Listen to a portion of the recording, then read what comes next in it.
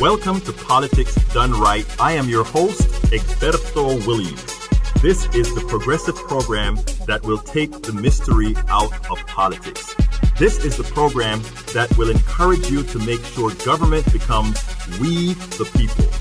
Whether you are liberal, conservative, or otherwise, you get to air your point of view.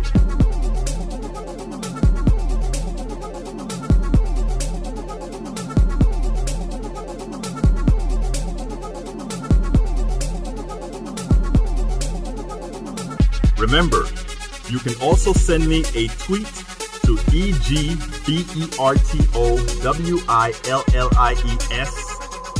That is, at Egberto Williams. Let us engage. It is politics done right. 1, 2, 3, 4. Well, folks, welcome to one more edition to Politics Done Right. I say Egberto Williams, your host. Thank you so kindly for being a part of the show. We are going to have a great show for you today. Hey, look, let me tell you, we're here at the Democratic Convention. We're here with crazy Wi-Fi, crazy everything, but you know what? We are here. Most importantly, we're here to give you what you are looking for. Well, as it turns out, I'm hearing too much feedback in my headphones, so what I got to do is find a way to get rid of that. But anyhow, let's get busy. What is the debate going to be about today?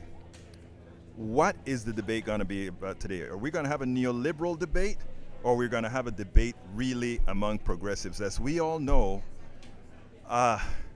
we don't quite have a large progressive crop, but we do have two.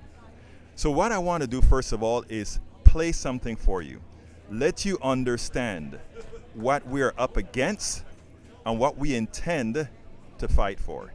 And here it goes. Check this out. Healthcare is a single issue that Democrats have a 35-point advantage on. President Trump is trying to do everything he can to narrow that down. We've taken a position so far, and the candidates have, through the process, a few have not, on basically Medicare for all, which is we're going to eliminate 150 million people's health care, and we're going to provide health care for people that just come over the border. That is an untenable position for the general election. As you know, George, I just biked around Lake Michigan, nearly 1,000 miles, through Michigan and Wisconsin, two really important states. Nobody at a diner ran at me and said, take my health care away. Nobody. This is reckless as it relates to, and you don't have to take the position to win the primary, and you're basically literally hindering yourself for the general election. I was in central Pennsylvania yesterday and walked into a diner to get something to eat, and a woman came up to me, Governor, please tell the president to tell these Democrats to leave my health care alone. Now, this was the only thing she said to me. Then she said thank you, and she walked away unsolicited. That part of Pennsylvania is going to be key to what's going to happen in Pennsylvania. And if the president holds that coalition and wins Pennsylvania, this election is over. But did you respond and say, but the president wants to repeal your health care without a replacement? And no, I was ordering I got to tell you the truth. I wasn't worried about that, but it tells you what's on people's minds. The key point is exactly here, which is I can continue to believe the president's budget is the largest cut in Medicare ever by a president. And I don't understand. We'll talk about Medicare for all this coming debate down in Houston. Why nobody mentions the fact that the President of the United States has a Medicare cut for all, and that is his greatest vulnerability. And he pledged, and it's not just a health care issue, he pledged in 2016 he would never touch Medicare and Medicaid, and that's exactly what his budget has done. And they have that right. They have that right. It is essential that what we do is point out that, yes, in fact, the president has cut Medicare, the president has cut Medicaid, but that is a red herring that he's trying to bring into the discussion, right? That is a red herring that he's trying to put out here on the debate today. The reason he did that on Sunday is he wanted to make sure that debate did not take over, that Medicare for all did not take over on that debate. Let me explain something first of all. Let's go ahead and get the program started the way it should. But folks, please remember, we don't have the telephones up today, but what we are doing is through YouTube Live, Facebook Live, Periscope Live, all of those you can actually send me messages, and I have them all integrated so that I can take care of them for you right away. So that's what we're going to do. But let's go ahead and get the program started. The title of the show today is Politics Done Right, live on Radio Row at Democratic Debate Spin Room. That's where we are. If you take a look at the picture in the top right of your screen, what you're looking at right now is the spin room, and where all the journalists from around the world are sitting down and doing their thing. Whether they're downstairs is generally basic journalists. Upstairs here, we're talking to, we're in Radio Row, where all the broadcasters, both internet and otherwise, are. But that is what we're doing here. Today we discuss what we believe should be talked about at the Democratic debate. We don't need interfights, but what one is going to do. We don't need these candidates fighting among each other. We definitely don't need them fighting among each other, but what we do need is for them to, what I call, educate, and for them to persuade. We do not need the fights at the Democratic debate. Bernie Sanders and Elizabeth Warren are the two candidates towing the most progressive message. The most progressive message that we have right now. They are the ones that's towing it. They are not having a recent come to Jesus moment. They have been preaching middle class centric messages for a very, very long time. They must use the national platform not to fight with other Democrats. They must use the national platform not to do anything other than one thing. And that is, since at that point in time, they will have a whole lot of people watching. Educate, inform, persuade. Educate, inform, persuade. That is what we have to do. So folks, do you know what time it is? Do you know what time it is? It is time for the blog of the week. And since the music is not queued up for many reasons that we have here, let's get busy with it. Title of it is Elizabeth Warren and Bernie Sanders use the debate to educate and persuade Americans directly. That is what they need to do. Use the debate to educate, persuade Americans directly. And I have faith that that is what they will do. Hey, Elizabeth, are you listening to me right now? Don't go out there and tackle Bernie. Well, I know you're not going to tackle Bernie Sanders, but don't go out there. Don't go out there and try to tackle good old Biden. Biden is not going anywhere. Biden will conk out all on his own. He doesn't need your help to get out of this election at all. He doesn't need your help. He won't be here for a very long time after all is done. So anyhow, here it goes. Elizabeth Warren and Bernie Sanders use the debate to educate and persuade Americans directly. And here it goes. We all know these debates are stage events that are too calculating. I want Warren and Sanders to use the debate to dispel the notion spun by the right and establishment Democrats that policies they articulate are anything but what Americans want and need. The polls have said otherwise for some time now, but it is the job of Warren and Sanders to show a path that Americans feel secure in voting in 2020. That is what they need to do when they go out there. They need to do nothing other than persuade, persuade, persuade. I am sure if they follow that path, we will be fine. Continuing. Warren and Sanders should not waste the time attacking Biden or any other Medicare for all opposers. I mean, they will die on their own. Likewise, they must not fight each other. They should turn every likely question that will be petulant in nature with the attempt to create inter-candidate squabbles that accomplish nothing into an opportunity to further explain their positions in a manner that every middle class and poor American can understand. If you take a look at what these guys are going to do tonight, they're going to try to get a fight.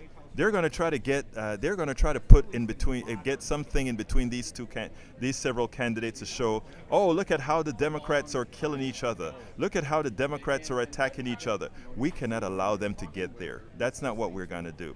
What we must do, however, is show, or how should I say this? What we have to do is show the way, show them exactly what's going on. So, folks, what to cover in the debate? You know the first passion, Medicare for all. When discussing Medicare for all, explain that all one has to do is remember basic math. If one system that administers medical payments require hundreds of duplicate services, equipment, software, and databases, and must make profits for passive investors. And you know who the passive investors are, right? Those are the guys that are drinking, while you are paying them, their bills, while you're paying all these things. They're the ones that are sitting down at their pool with a drink of tea. You can imagine what they're saying. Ha ha ha, I can't believe these suckers are paying us to do that. That is the kind of stuff that we have to remember.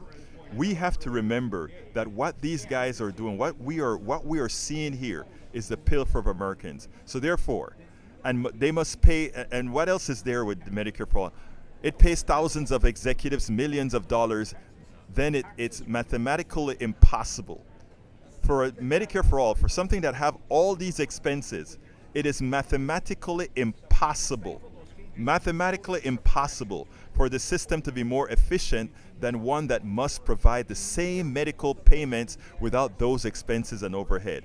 Not even an inordinate amount of fraud in any single payer system would likely make the legalized fraud of the private healthcare insurance system. It is important that we vilify that which must be vilified. And what must be vilified? An industry that is in existence to find a method that justifies skimming your income, your wealth, while doing nothing but paying a bill. Finish telling them why it will make them afterwards, again, on the debate.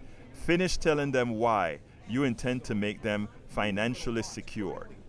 How are you going to make them financially secure? Why are you going to make them financially secure? Medicare for all is something that solves all those particular issues. The other subject that I hope they talk about that many want them to run away from, the Green New Deal. Don't run from the Green New Deal. Embrace the Green New Deal. Discuss the Green New Deal in the framework of creating jobs for everyone. More importantly, discuss it as mitigating the destruction that Americans can see with their own eyes. The Bahamas, Texas was decimated. Puerto Rico was annihilated.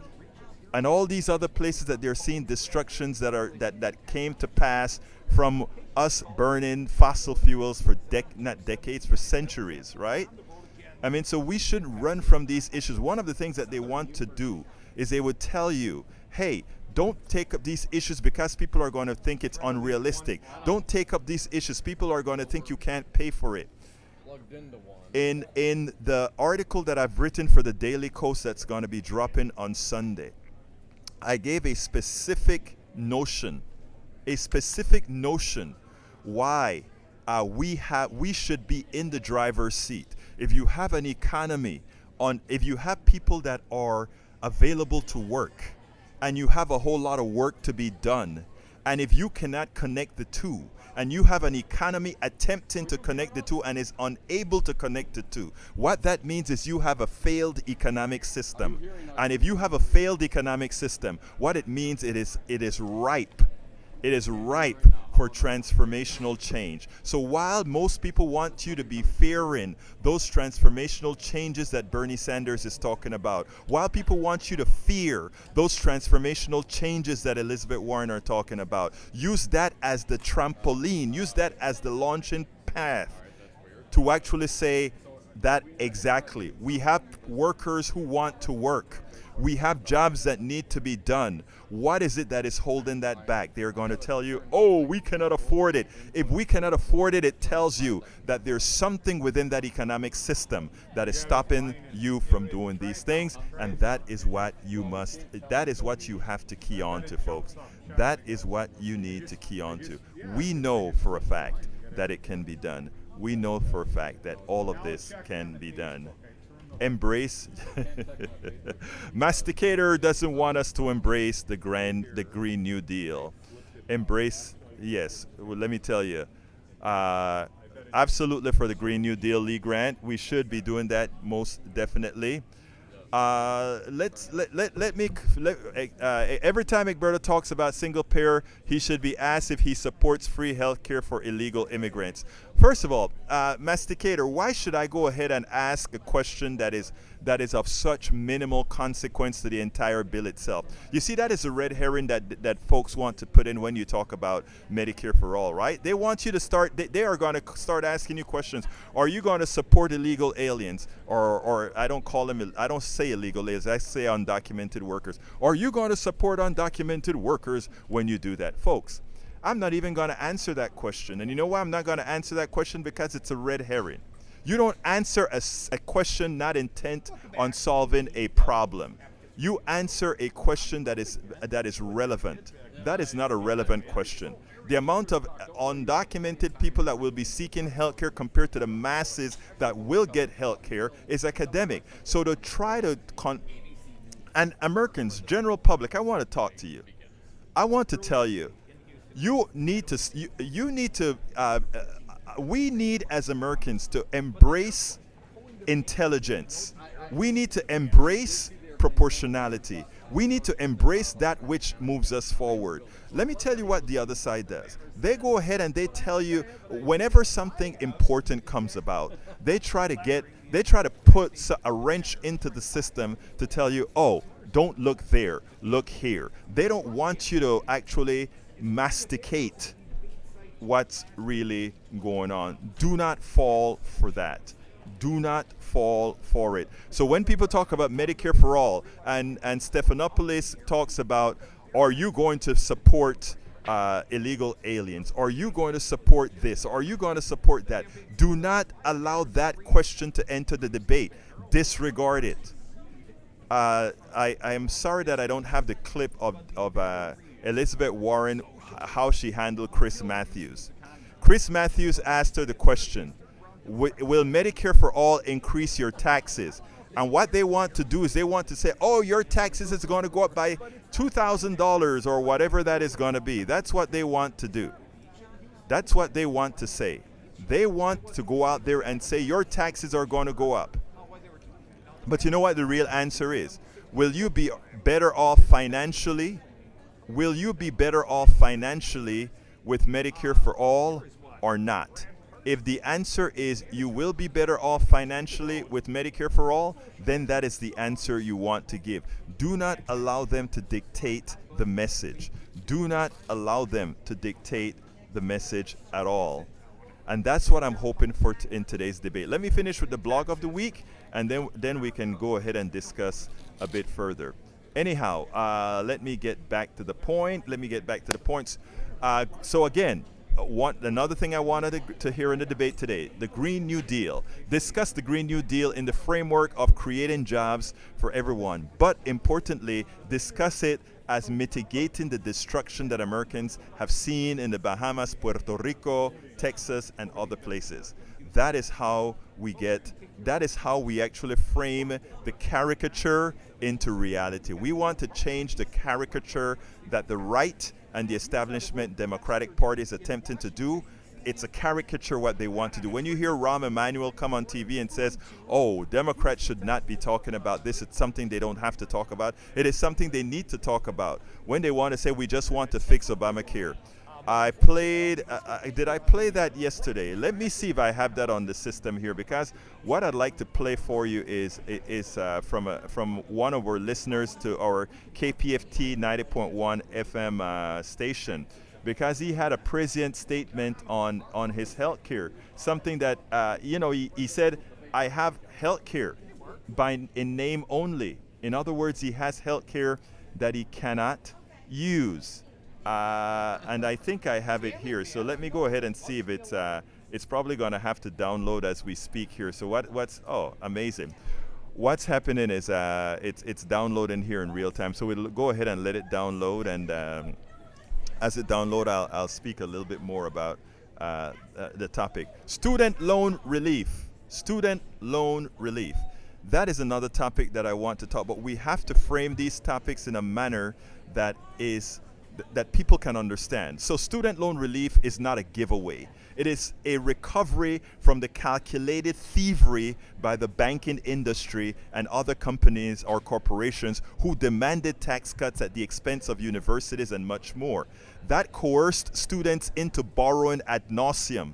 In other words, they subsidized corporations who had little investment in the educated people they need to make a profit.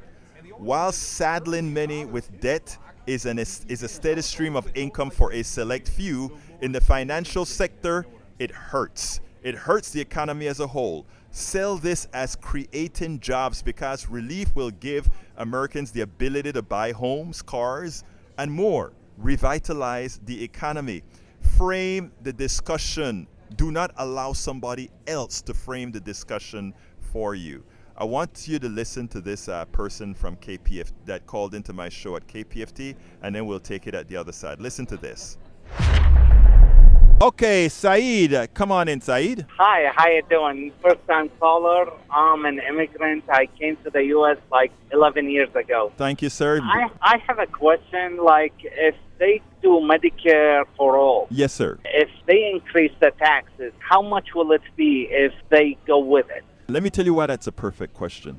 Because that is the other scare tactic that the right and the corporate Democratic Party uses. Oh, the taxes are going to go up very high.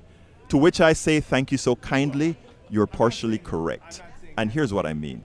Do you have insurance right now, sir? Yes, and I'm paying 20% of my paycheck to the insurance. In other words, you are getting robbed.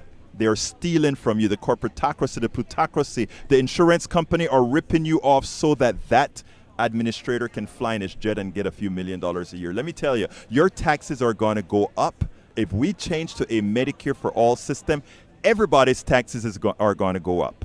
But here's the deal. Right now, you're paying 20% of your salary, right? We will be incremental. We will be progressive. I don't know what the number is, but let's say we decide that it's going to be 6 or 7% of somebody's, just like you have FICA at 7.25% or something like that. It will be with Medicare for all, and it will be based on your income. In other words, nobody's going to be poor paying for their health care. But here's the magic of all of this, my brother. Right now, everybody isn't a part of the health care payment system. If you don't have insurance and you do get into an accident, we pay for it. Right now, we're saying the honest thing to have is Medicare for all, because everybody who works, they are in the system, because it's a tax that we all pay. I don't go to a doctor because my deductible is $6,000. Thank you. And $6,000, I cannot go to a doctor. I'm named insured, but I'm not insured at all. What you just said is so important. When the Chronicle talks about the Obamacare being sustainable, when they talk about it went up 30%, but it's going down to, that is what they neglect to tell you. They neglect to tell you that you have a $6,000 deductible. Many people are not going to touch their insurance with a $6,000 deductible unless something catastrophic happens. Okay, so that is people's reality today under the Affordable Care Act. The Affordable Care Act is a good stopgap measure. What we must have is Medicare for all, so that, Saeed, with Medicare for all, you will pay less, and if you need to go see the doctor tomorrow, you won't have to have any cash in your pocket. You're paying, Medicare for all is not free. It's not a freebie. It's not a giveaway. It is all of us as a society paying a tax, and all of us going to the private doctor that we want to go to, not what the insurance companies do today. The insurance companies today, you know what they tell you? You can have this doctor, you can have this medicine, you cannot have this doctor. And by the way, if you make a mistake and go to the wrong doctor, we sock it to you. That is the private healthcare system today. They're lying to you when they try to tell you you would lose your rights or you would lose some benefits if we went to a Medicare for all system. The Medicare for all system is better than today's Medicare. The Medicare for all system is orders of magnitude better than what private healthcare can provide, because they have to pay millions of dollars to their executives. They have to pay billions of dollars to their shareholders, and whatever is left back goes to healthcare. And remember, in order to pay all those bills, they have to say, we're going to deny you service. We're going to deny you the operation that you need. That is the healthcare system today, Saeed. Okay, I hope you heard that, because that is what it's all about, folks. That is what it's all about. It's called legal pilfer. It's called legal pilfer, thievery. You name it, and that's what it is. But you know, in America, we know how to do things very well. In America, we know how to rob you legally, and we know how to rob you illegally. You know, the guy who's on the streets pushing cocaine, the guy who's on the street pushing drugs, right? He goes to the pen because he's pushing something that, if the ones who are pushing marijuana, it's making a few people happy a few hours a day. The guy who's pushing cocaine, same thing. But we have these big mega drug companies selling you opioids legally, prescribed at high prices, and we, the taxpayer, pick up the tab for a whole lot of that. They're pushers as well. They're legal pushers, though. They're legal pushers. So, I mean, we have, in America, we know how to do those things very, very, very well. So again, like I said, those are the things that I want to see at the debate. What do you want to see at debate? I don't have the phones up here because, again, we're in very close spaces, filled up here on Radio Row. Actually, we were lucky to get this good spot. But go ahead and send me messages on the internet. I see Masticator and others have it. So let me go through those. Daniel says, Egberto speaks the truth. Thank you so kindly, Daniel. Masticator says, every time Egberto talks about single payer, he should be asked if he supports. Oh, I read that one already. And the question is, I won't answer that question. There are millions of Americans that over 300 million Americans that will get Medicare for all. If there are a few people that sneak in for healthcare, why the hell should I hurt 300 plus million Americans? Because, we want to be absolutely sure these other people don't get. You know, if a undocumented worker gets pneumonia or get typhoid or gets some other disease, and we don't provide service to them, do you realize that they infect your supposedly American population? So the truth of the matter is, that is a silly question. It is a question not worth answering, and I hope that our people do not answer those questions. Next question, Daniel S. Or rather, Masticator. It's not a relevant question. How come that question was asked of every candidate on the stage tonight? You know why it was asked? You know why it was asked? Because again, the media is also being paid. And I don't want to say this in the wrong way, but don't ever not think the media isn't paid to try to promote anti Medicare for all, and there's a reason why. Take a look at the commercials on regular mainstream media. They have a fiduciary responsibility to their stockholders, and if some of the people who advertise on these TV stations, if some of the people who advertise on these TV stations are the drug companies, what do you think their position is going to be? Sound advice, Egberto. I'm going to get some sound advice from Masticator. Masticator tells me, when discussing single payer, stress the free and downplay the loss of freedom and power concentration of the government. I don't think you understand what power concentration of the government means. Right now, the power concentration, the government means we the people, right? I think it still means we the people. The government does. Now, when you put your healthcare in the hands of the private sector, you're saying we, the shareholders who must make a profit from you, are the ones who control everything. So please, perspective. Okay, Lee Grant says, it would be a magnet just like the free education has been since the 1983 Scottish ruling. Thank you so kindly for understanding. We don't always get people that are that can actually put all of the pieces together. So thank you so kindly, Senor. That was Lee Grant. Okay, no, that was... Anyhow. Okay, let's go ahead and talk to Mike Cisak. Says Lee Grant, it would be a magnet. Oh, that was Lee Grant, Mike Cisak who said that. John Smith says, why is Egberto wrongly explaining how an insurance company works? I don't know why they think I'm wrongly informing how it works. Insurance companies, it's not. Look, let me explain something to you guys about insurance. For those of you who think insurance is something special, All an insurance company does is collect money from a whole bunch of people who are making a bet. They are betting. They're betting that they will need health care, you to pay their health care. An insurance company is betting that you won't need the health care. But what happens is the insurance company has to hedge its bets. A private insurance company, that is. They don't look at the total health of the country. They look at gerrymander or jerry-pick people for the health insurance that they're going to insure. So what they do in the past, they would go look for all the healthy people, and they will try to insure all the healthy people. And if somebody got sick or somebody had a semblance of getting sick, they would do something called rescinding. They would rescind your insurance when they could to ensure that you would not become a liability to them. Remember, profits for them is what they don't pay out of the monies you pay them. Remember that. It is important that you understand that. Because when you understand that, you stop thinking insurance is really needed. Let's go a little bit further, right? Because you have several insurance companies, you have what's called the bastardization of the markets, okay? Bastardization of the markets mean the following. What we do is each of us try to pick the best people, and what's left is garbage.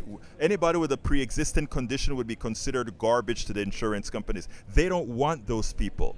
Okay, so when you hear Biden talks about let's fix Obamacare and create a public option, right? This public option will get all the garbage people, you know, me who has a back problem or anything like that. That's what goes into these other insurance companies. And you can say, but wait a minute, Obamacare currently, you can't deny anybody, somebody who comes to you. Yeah, but you can make it very difficult for somebody to get insurance. You can advertise in places you know where there are healthy people. You can even use Facebook to go ahead and say, okay, have you ever had all these things? And then market only to people on Facebook that you know are healthy. There are so many ways to get around having to insure everybody. And then what happens then is all those sick people end up on the public option. And when they end up on the public option becomes a very expensive option. Why does it become expensive? Because all the sick people are there. The private insurance company got all the non-sick people. It's a racket. You cannot fix something that is broken in that corrupt of a manner. So therefore, the only solution, like I have stated over and over again, is Medicare for all, where the risk pool is one, the health of American people, and then we can actually monetize exactly or figure out exactly how much money has to be spent. This is not rocket science. Listen, insurance, remember this. Medical insurance is profiting off the sickness of people for just paying a bill. They're not creating new medicines. They're not creating new procedures. They just pay a bill. Why do you need 10, 20, 100 of them? You don't. But I tell you what, we won't take them out of business. If they want to stay in business, let them stay in business. That's their prerogative.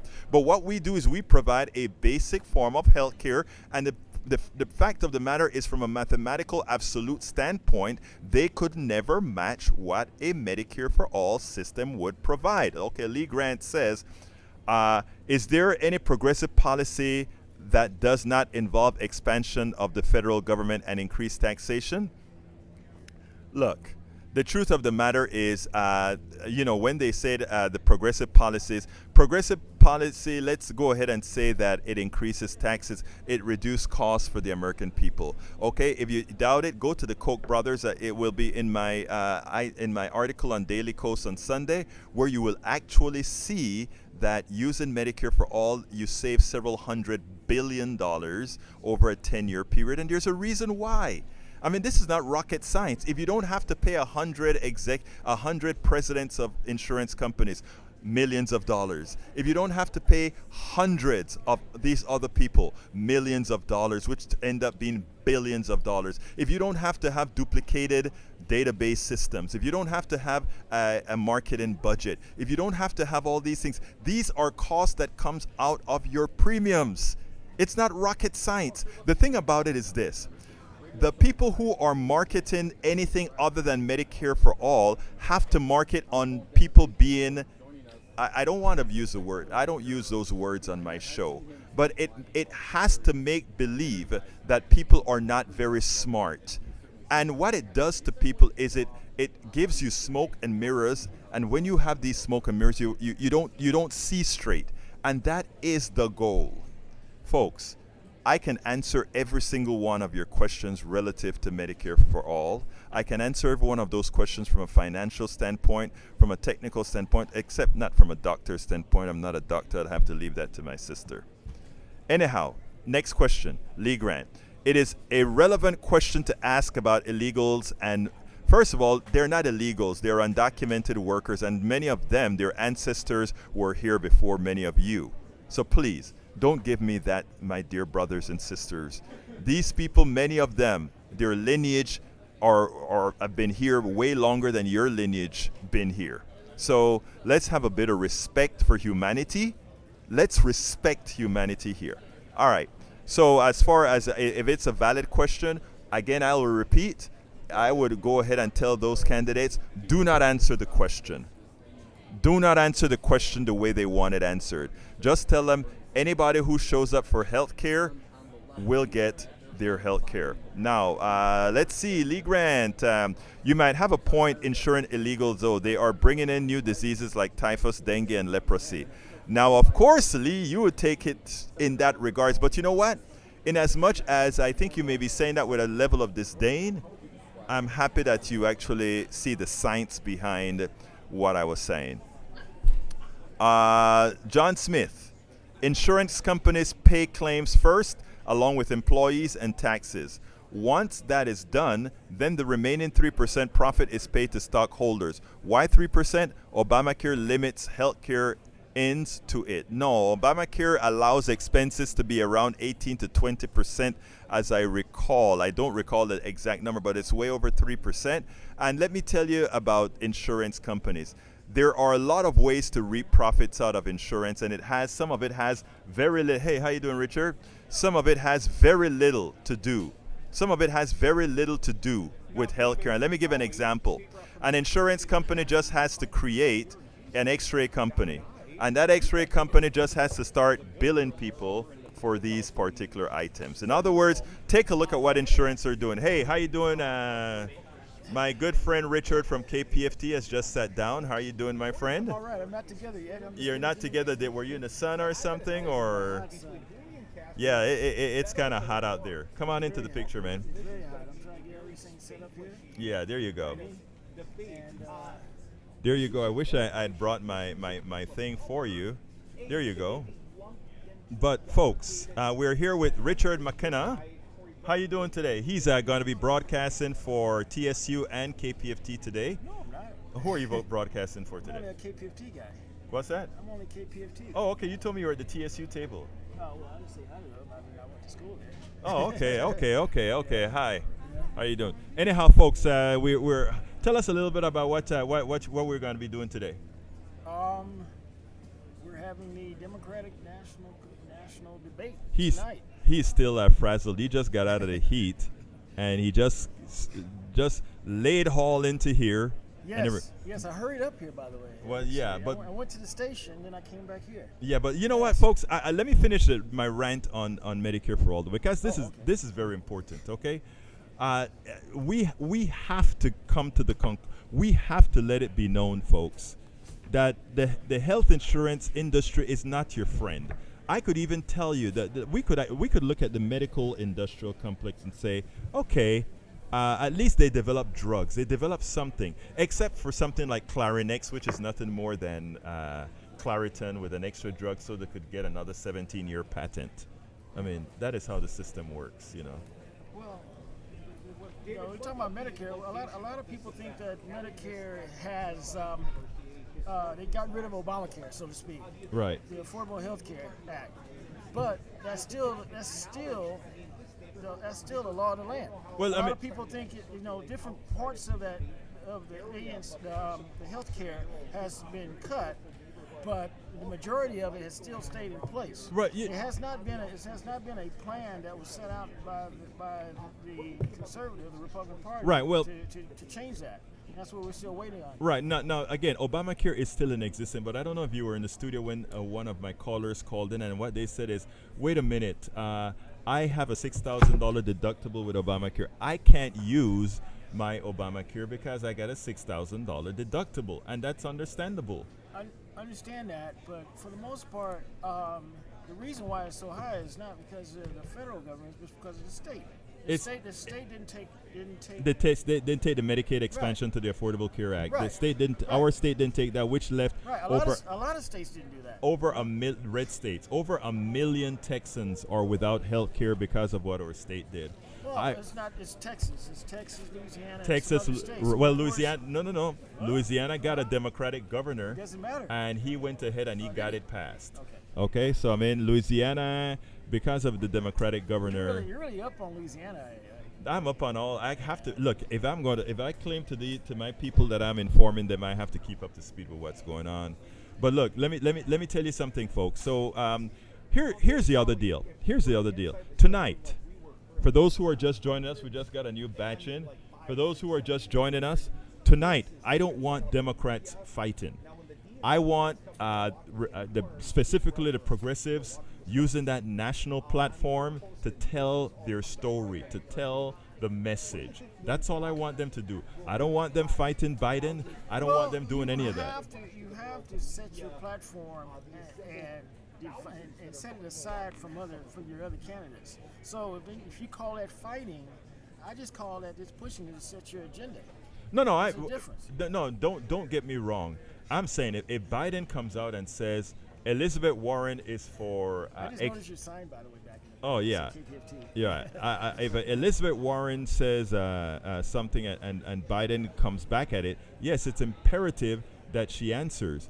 But what I'm saying, I don't want her to go out there and do a Kamala Harris on Biden. Biden is a known entity. There's nothing. Yeah, Biden is a known entity. I mean, let me tell you something. All the bad stuff that a lot of people think they're just learning about Biden, both from the credit card industry to some of the statements that he's made, I've known that for quite some decades. Well, yeah, a lot of people have. I mean, but that's just him being himself. Yes. I don't think that's bad or good. It's just at least That's him. It's just him. Yeah. Being honest. That's him. Yeah. So I mean, and that's the reason why I'm saying what I want these people to do is speak to America. Speak to America. So how you doing? I'm cooling off. I know you're cooling off because you're still a little bit frazzled. I went and got my scooter and rode my scooter up here. So. Oh, you came with your scooter. Yes. You know what? Green Energy. It's an electric scooter, right? No. Oh, you came with a gas. Yeah, of course. Oh, so it's one of those funny-looking scooters. No, it's a Vespa. It's classic. Oh, classic. Vespa. Okay, good. All right. I'm only riding classics. All right, I'm with you. Well, folks, you know what I'm going to do for our folks here? I'm going to blow up this picture a bit, give them a little view of the entire place, the whole screen for a while, take us off the screen. Okay, wow. Guys, that is what the place looks like. And what I'm going to do for you is I'm going to turn. The people outside is getting pretty crowded outside. Oh, is it crowded outside now? Well, people are showing up. Oh, that's my bag. I'm sorry. Yeah. No, we are not trying to make you fall, man. Okay, folks, so I'm giving you a picture of all the stuff down here, like I promised, and that's up on top here. We are Radio Row, so we get a chance to see everything from all Radio Row from all above. Yes. I'm showing them the entire area. Well, I'm impressed by your setup, my friend. Well, you know what? The next time I'm going to have it better because every time I come to one of these things, I learn a little bit more. Like our friends here from Wisconsin. They have a little piece there that I want to kind of examine, see how it makes lives better for them, to see if it's something that we want to get. And I'm looking here at this is NPR, right? You guys are NPR? NPR came here with an equipment that they were going to be better than anybody else. They come here with listen. They have a box here, right? That connects all the different cellular networks into one link, so that if something is slow, it goes to another network. I'm like, I want that for me. Well, NPR has a bank that we don't have. Well, that's true. We are public radio, but we are community radio. NPR is public radio, I guess. And I guess you guys get some funding, right? A little bit. Yeah, he's like, oh, please don't put me on the spot. Please don't put me on the spot. Anyhow, folks, yeah. Oh, by the way, we have pledge drive coming up in October. Yeah, we have we have a pledge drive coming up in October, and we intend to. We hope that we're going to get several. And don't forget, there's a Politics Done Right pledge drive every day. No, I'm kidding. Oh, okay. No. That's nice to hear. Nice to hear. No. Remind your listeners, though, Yes. that the People's News is tomorrow.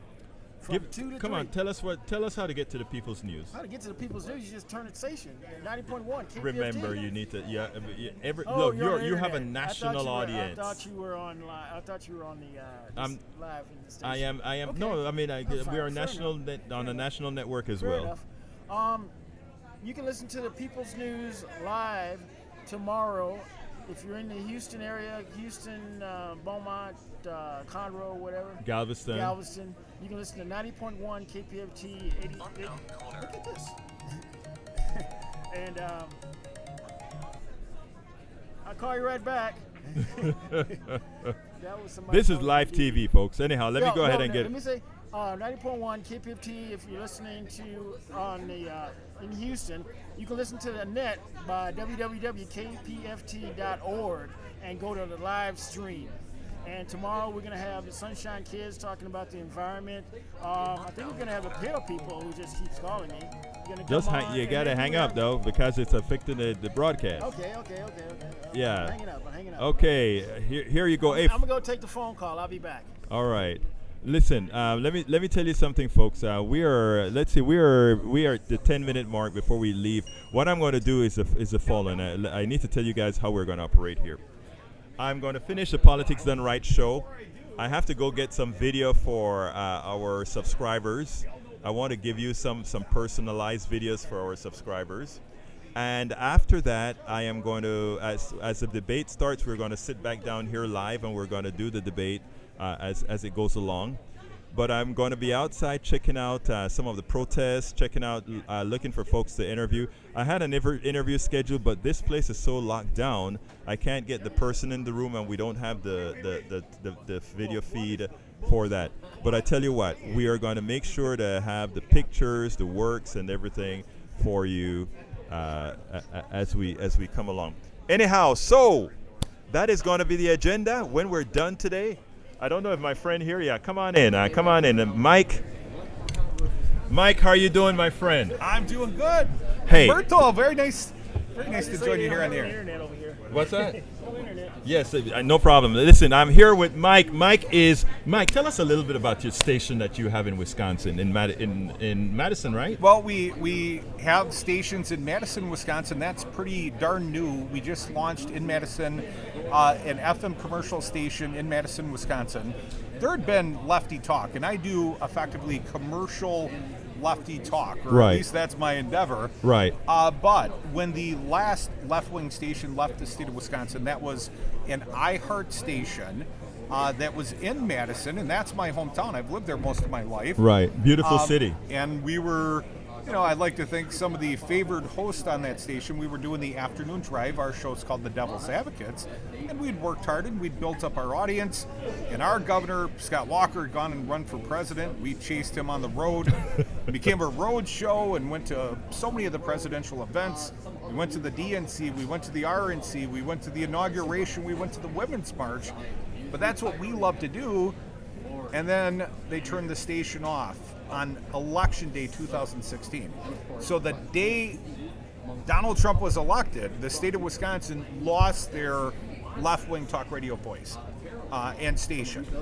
And within about 6 weeks, I had an accepted offer to purchase on a radio station in Milwaukee, Wisconsin. I have been endeavoring every moment since to do something about it.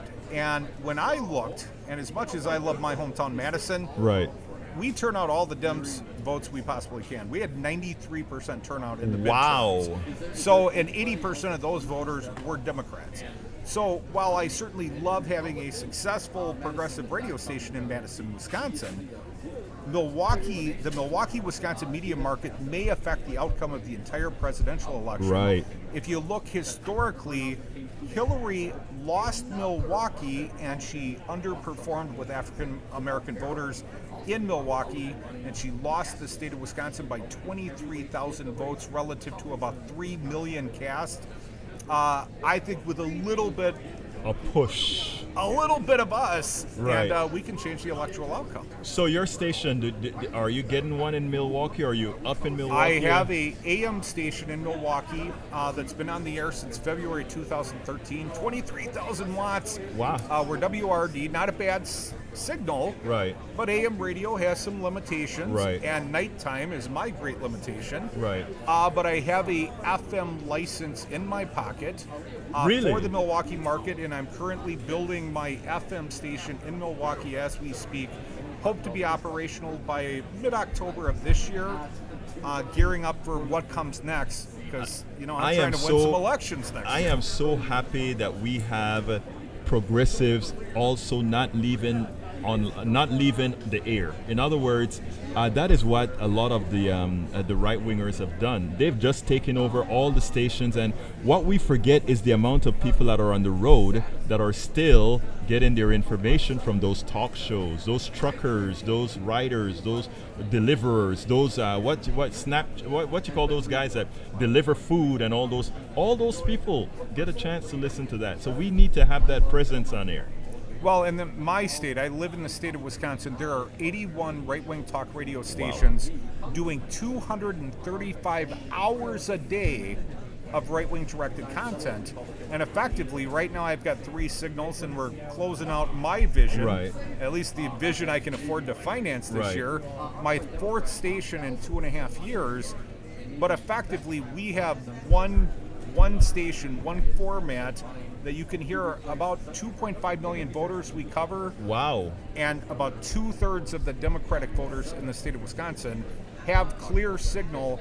We're covering half the Senate districts and just under half the assembly districts in the state of Wisconsin. Great. I bet those progressive politicians love you in Wisconsin, eh? Well, you would think so. There has been some pushback, believe it or not. You From? would think from the Democratic power establishment. The former Democratic Party chair wasn't always a fan. Why? Didn't know how to use us. Didn't like being called out and ever being criticized. And Right. when merited, we criticize both sides, equal opportunity. Right. But they had some real. They've done some things that we've called them out for, and rather than utilizing us as an ally and a tool, the Democratic Party didn't know what to do with us. I mean, I created something that didn't exist prior. Right. And they don't know how to assimilate us into their tools. We've got a new Democratic Party chair in the state of Wisconsin, thankfully. Ben Wickler came on. He was the national director of MoveOn.org. Right. Very talented, very able guy, I'm hoping, and has a distant relationship with left-wing talk radio. Good. Was a producer on Air America many years ago. Oh, you remember that? That was. Well, he was. Yeah. So I'm hopeful that his new job is helpful. And then with the DNC coming, I mean, we even had issues getting in this room today. Tom Why? Perez is going to join us a little bit later. Tom Perez, DNC chair. Right. There is not a lot of respect for radio. I mean, we put our applications Right. for credentials in plenty early. ABC is obviously letting hundreds of people in Right. this room. But as of 2 days ago, they had denied our credentials. You kidding me? And this is our second electoral presidential cycle. Wow. We have been to more than a dozen presidential debates. This cycle is quite different. The demand, the media trying to get in the door, and I can tell you, ABC News doesn't distinguish a blogger from a guy who owns a radio network Right. from anybody else, unless you are Progressive. ABC, CBS, Fox News, unless you are paying thousands of dollars for a paid placement in this room. It's easy to turn your back. I mean, it's Right. easy to say no, because all of us, we're not accentuating ABC News to their opinion. Right. We're their competition. Right, We're right. diminishing. Right. We're taking away from their 6 o'clock newscast. Right. We're the competition. We're So- the competition in this case. But you know what? First of all, like I said, I am so happy that we have somebody willing to invest in progressive on air, because I was talking about what's happening with Facebook and YouTube and throttling and so forth, and how progressives have been getting throttled. You can't throttle somebody turning on their radio on air. So No. you own the station. I do. And you there's nobody who can throttle you. Well, just the banker if I don't make the payments every month. Well, just the banker, but hey. Me and the bank own it together, Uh-huh. but we have built up 4 stations in about 2.5 years, and quite frankly, my vision would be every state in this nation, at least in the major metropolitan, should have at least one outlet. There should be a guy like me in every state, at least in the metro, buying a station that becomes a platform for playing a podcast and different things. Right. But it can't be NPR. NPR is not advocacy. NPR is the Straight news and the news, facts, yeah. and we think on the left that is good enough. Right. But the right is advocating for specific Exactly. political positions, and guys like me and guys like you have to be out here able to not just tell the truth, but give our opinions. We can't just say the president lies. We got to say the president lies And what to this disastrous level. And not only that, but also what are the implications of the president lying? And those are things that you hear a lot of these straight news stations not doing, which is dangerous. But that is good. But look, Mike, I really appreciate what you're doing. I think we need to make sure, and all us independents need to stay in touch, because I mean, we have to get this network really built out. Just like, we are years behind. Yeah, absolutely. We're elective cycles behind, and quite frankly, there are certainly states we should be targeting, and perhaps Texas is one of them. This is a battleground state, and I know the Pacifica Radio Network plays here. I'm the only one playing out in the state of Wisconsin. Right. And we are the Devil's Advocates, and if any of your fans would like to check us out, our Facebook page, the Devil's Advocates Radio, and you can listen to us on the TuneIn app at WRRD 1510 AM. That's my Milwaukee Repeat that again, station. and I'll put it in the blog. WRRD 1510 AM on TuneIn. That's probably the easiest way to listen to us. We're live every day, 3 to 6 Central Time, Devil's Advocates Radio. Thank you, my brother. You're very Appreciate welcome. it. Absolutely. Thank you so much for having me on. Let me tell you something, man. Keep up the good work. Thank you. All right, Thank man. you. Take care. Folks, look, we have a lot of work to do, but the most important thing is that we're doing it. Look, we are at the top of the hour. This is Politics Done Right. My name is Egberto Willies, and you know how I end this baby. I am what? Out! Welcome to Politics Done Right. I am your host, Egberto Willies. This is the progressive program that will take the mystery out of politics. This is the program that will encourage you to make sure government becomes we the people. Whether you are liberal, conservative, or otherwise, you get to air your point of view.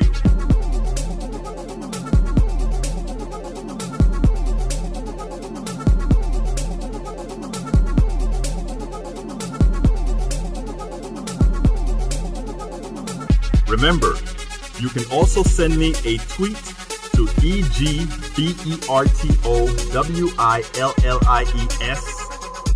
That is, at Egberto Willies. Let us engage. It is Politics Done Right. 1, 2, 3, 4.